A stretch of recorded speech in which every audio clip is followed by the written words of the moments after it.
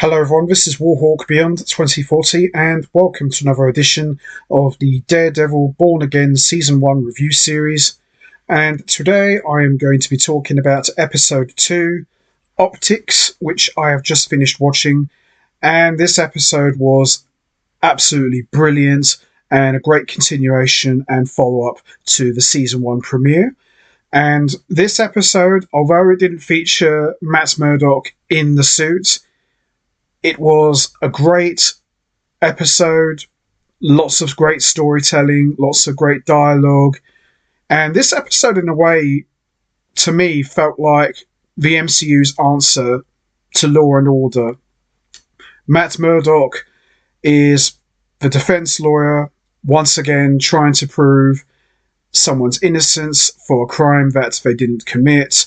And to me, it's just classic Daredevil storytelling. It never gets old.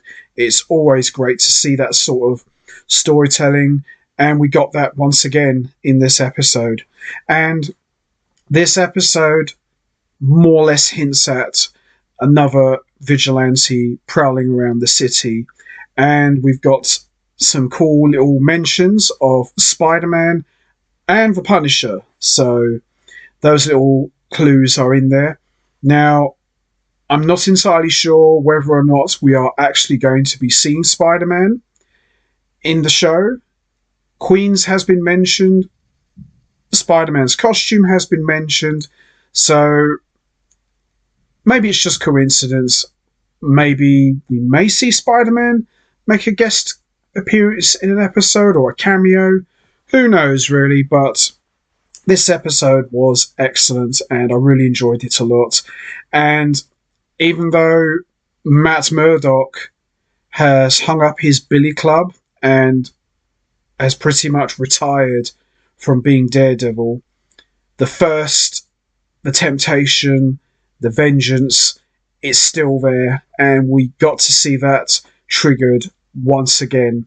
And you almost get the sense that Matt Murdock has just been waiting for the right moment to kick off. And, you know, all it takes is one push of the button and Matt more or less will turn around and say, "Oh, thanks for that. I needed it." And then just proceeds to just beat the tar out of someone, which he does in this episode. And I loved it. It was really good. And the story was on point. The performances, everything about it was just amazing. So I'm going to give a little quick recap of what's happened so far. And then after that, we're going to get straight into talking about Episode 2, Optics.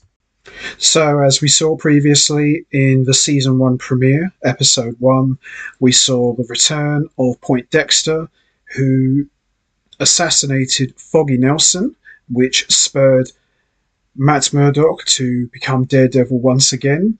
And this enraged Daredevil so much to the point that he threw Point Dexter off the rooftop, and this led to Point Dexter getting sentenced to life for the murder of Foggy Nelson.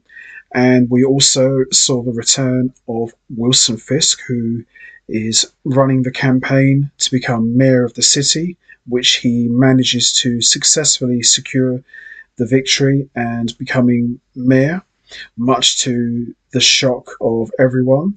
And there is also a divide between a lot of the people. Some people were happy that Fisk was now the mayor, and there were some people that weren't happy due to his criminal past as the Kingpin. And we also saw in Episode 1 Matt Murdock and Wilson Fisk met up with each other, and at first it started off very civil, and Matt Murdock more or less gave the benefit of the doubt to Wilson Fisk and said that, "I'll believe it when I see it if you really are a changed man. But if you are to do anything wrong, I will be there." And Fisk warned Matt Murdock in turn by saying that if you ever decide to go back to your old activities, I will be there to also put a stop to it. So they more or less threatened one another, but they also left on reasonably good terms. And Matt Murdock, of course, is trying to digest the fact that Wilson Fisk is now the mayor of the city, and Fisk has made it his number one priority to shut down all vigilantes in the city, which of course spells bad news for all of the street level crime fighters. So, with that all said, let's not waste any more time. Let's get straight into it. Let's talk about episode 2, Optics. So, this episode opens up with a guy named Hector Alaya, who is running down the subway steps on 168th Street carrying flowers. And we see Hector spots two men intimidating a guy who turns out to be Nicky Torres on the platform. Hector intervenes and Nicky takes off, and we see these two thugs turn on Hector. One slips off the platform, getting crushed by a speeding train. And to make matters worse for Hector, we see the remaining thug pulls a gun on Hector and reveals that he's a member of the police force. And we see that Hector is framed for killing a cop. And we also see Matt Murdock, who is at the police station where Hector has been brought in, and his enhanced senses overhear the cop from the platform, Officer Powell, trying to intimidate Hector into signing a confession. Matt Murdock quickly intervenes and becomes Hector's defense lawyer. He can tell by listening to Hector's heartbeat that his new client is not lying about what really happened, but he can tell that he is hiding a very big secret. We see Matt's partner, Kristen, is not thrilled that he is taking a pro bono case when the firm needs money. Tale as old as time, Matt cares more about justice being served and seeing a guilty man proved innocent. We see that Matt Murdock has taken upon himself to be Hector's defense lawyer. We see that the first hearing does not go well, and we see that Hector is denied bail, and we see that the trial more or less collapses. We also see that in the courtroom that some of the police officers have the Punisher logo on their uniforms. Some even have the Punisher's logo tattooed on their wrists and necks. So it's not surprising that some of these cops idolise Frank Castle, aka the Punisher, who we have seen on the show before. So this is clearly a red flag. And Matt Murdock more or less goes on a mission to try and find out who has framed Hector and why this is happening. And we also see Fisk, who is now already the mayor, is bored by the ceremonial duties required of him. And we see Sheila Riviera, who appears to be his chief of staff, wants him to lay low and make a good impression because the next few days will be critical because a lot of people do hate Wilson Fisk. Wilson Fisk laughs this off and says, "I'm used to people hating me." And Fisk says, "I have to show people that I can get stuff done." So we see Fisk gets involved with a construction crew to ignore the red tape and fix the problem immediately.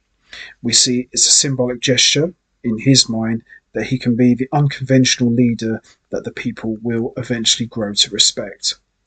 Empowered by this, Fisk returns to his office and blackmails the police commissioner so that he'll fall in line with however Fisk wants to run the city.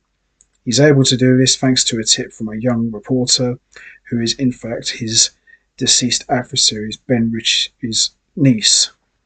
She oversteps slightly by asking about Fisk's relationship with his wife. However, Fisk is very eager to use her flat platform for his benefit. It didn't take long for Wilson Fisk to go back to his kingpin ways. We then see Kristen and Cherry go to talk to Hector's wife Soledad in Washington Heights and encourage her to make an appearance in the courtroom for his image.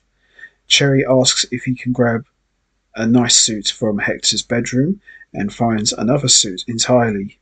It turns out that Hector is really a masked vigilante just like Matt Murdock once was, and he wears an amulet that gives him extra power and he protects his neighbourhood as the White Tiger. Matt goes to visit Hector and doesn't seem thrilled that his client has failed to tell him about his vigilante persona, but Hector is proud of what he does and says that the people need a hero, especially since Daredevil is gone. Matt then makes a good point. The only way he can win his case is by knowing all the ways he can lose the next case. No more secrets. He uses transparency to make a smart move in Hector's defense. In the judge's chambers, Matt successfully argues that Hector's vigilantism is inadmissible as evidence. Then, stubborn as always, Matt ignores Cherry's advice not to get emotionally involved and follows Powell from work all the way to Washington Heights. He listens in on Powell's phone calls, and sure enough, the Punisher-loving cops and his associates are on their way to Nikki's apartment to finish the job. Matt manages to get Nikki to safety and plays the part of a helpless, visually impaired lawyer when the cops arrive. But then one of the cops holds a gun to his head, and this gives Matt no choice but to take them down as he proceeds to break their bones and knocks both cops out in the process. Matt stands there and screams in a fit of rage, and that's how we end episode 2, Optics, and that wraps up my review. Overall, this was an excellent episode, and as I said earlier, this was definitely the MCU's answer to Law and Order. No need for costumes. Matt Murdock is there, defense lawyer by day and ass kicker by night.